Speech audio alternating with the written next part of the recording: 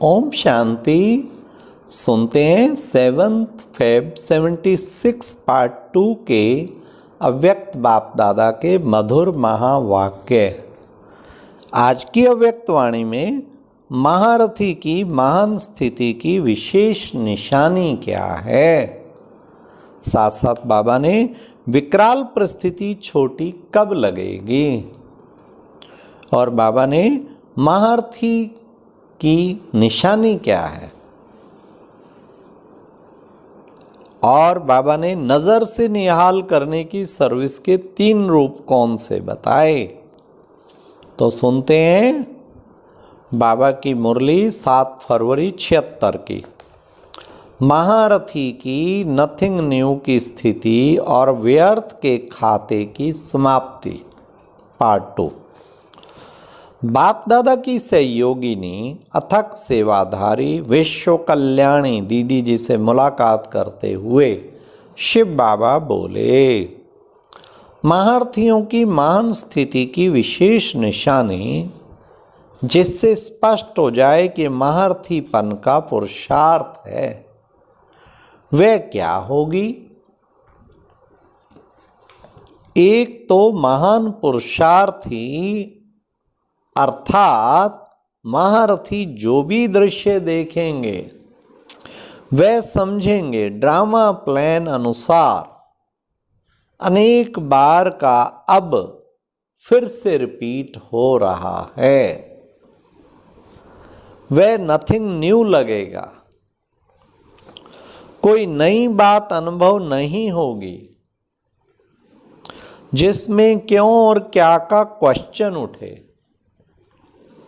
और दूसरा ऐसे अनुभव होगा जैसे प्रैक्टिकल में स्मृति स्वरूप में अनेक बार देखी हुई सीन अब सिर्फ निमित्त मात्र रिपीट कर रहे हैं, कोई नई बात नहीं कर रहे हैं लेकिन रिपीट कर रहे हैं। स्मृति लानी नहीं पड़ेगी, कल पहले जो हुआ था वही अब हो रहा है। लेकिन जैसे 1 सेकंड की बीती हुई बात बहुत स्पष्ट रूप से स्मृति में रहती है वैसे वह कल पहले की बीती हुई सीन ऐसे ही स्मृति में होगी जैसे कि 1 सेकंड पहले बीती हुई सीन स्मृति में रहती है। सेम वैसा ही होगा क्योंकि एक साक्षीपन और दूसरा त्रिकालदर्शी, ये दोनों स्टेज महारथियों की होने के कारण कल पहले की स्मृति बिल्कुल फ्रेश व ताजी रहेगी। इसलिए नथिंग न्यू। और दूसरा क्या होगा, कोई भी कितने भी विकराल रूप की परिस्थिति हो या बड़े रूप की समस्या हो लेकिन अपनी स्टेज ऊंची होने के कारण वह बिल्कुल छोटी लगेगी। बड़े ध्यान से सुनना ये बाबा के महावाक्य कितने वंडरफुल। कितने भी विकराल रूप की परिस्थिति हो या बड़े रूप की समस्या हो लेकिन अपनी स्टेज ऊंची होने के कारण वह बिल्कुल छोटी लगेगी। बड़ी बात अनुभव नहीं होगी और न विकराल अनुभव होगी। जैसे ऊंची पहाड़ी पर खड़े होकर नीचे की कोई भी चीज को देखो तो बड़ी चीज भी छोटी नजर आती है ना।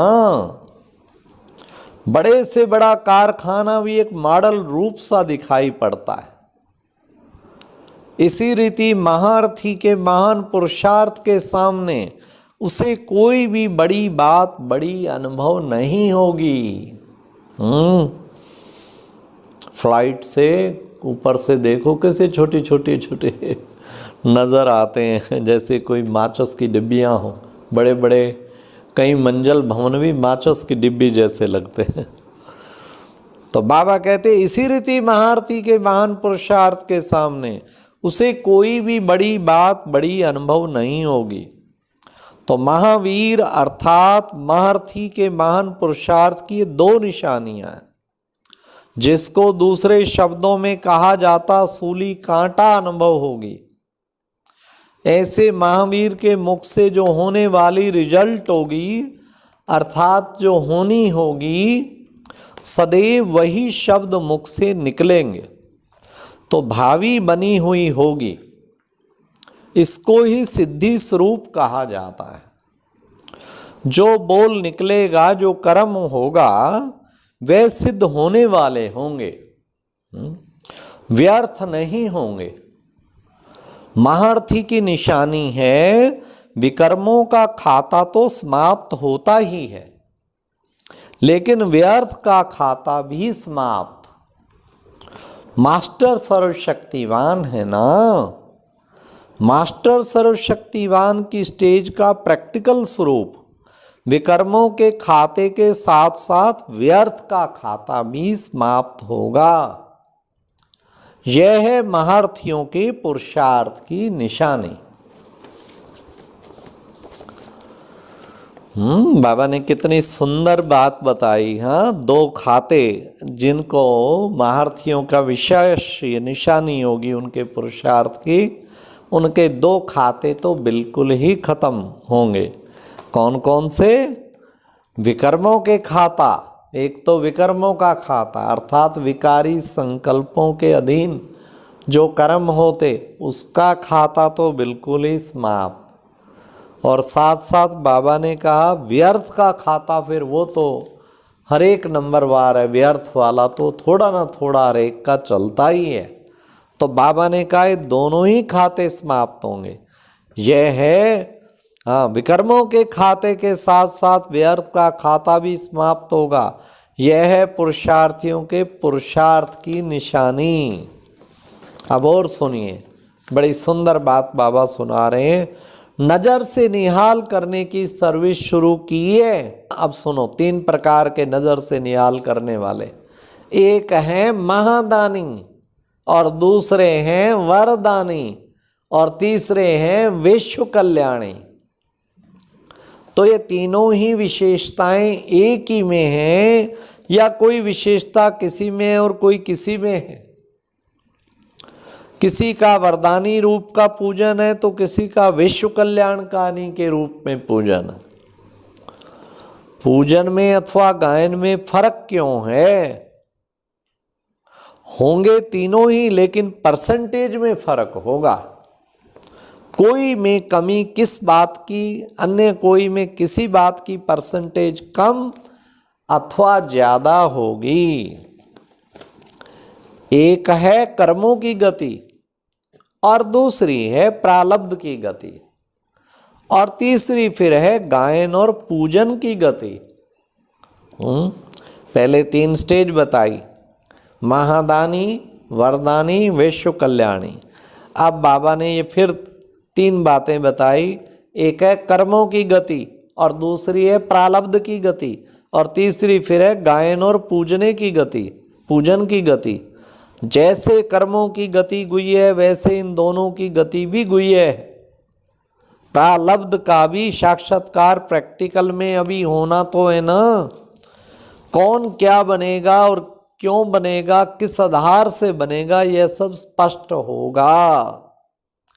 ना चाहते हुए भी, ना सोचते हुए भी उनका कर्म, सेवा, चलन, स्थिति, संपर्क व संबंध ऑटोमेटिकली ऐसा रहेगा जिससे समझ सकेंगे कि कौन क्या बना, कौन क्या बनने वाले हैं। तो बाबा ने कहा सब स्पष्ट हो जाएगा, किससे ना चाहते हुए भी, सोचते हुए भी उनका कर्म, सेवा, चलन सब स्पष्ट कर देगा कि कौन क्या बनने वाले हैं। चलन अर्थात कर्म ही उनका दर्पण हो जाएगा। कर्म में और दर्पण में हर एक का स्पष्ट साक्षात्कार होता रहेगा।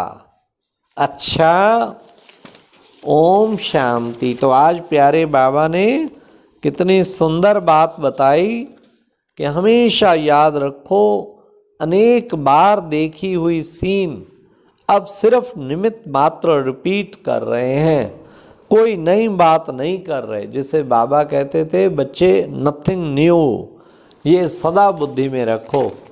फिर बाबा ने कहा कि बच्चे कोई भी कितनी भी विकराल परिस्थिति हो, लेकिन ऊंची स्टेज ऊंची होने के कारण बिल्कुल छोटी लगेगी। तो ये है प्यारे बाबा के आज के महावाक्य, तो हम अटेंशन रखेंगे। ओम शांति। और अब यह एक बहुत अच्छी वीडियो भी जरूर देखें।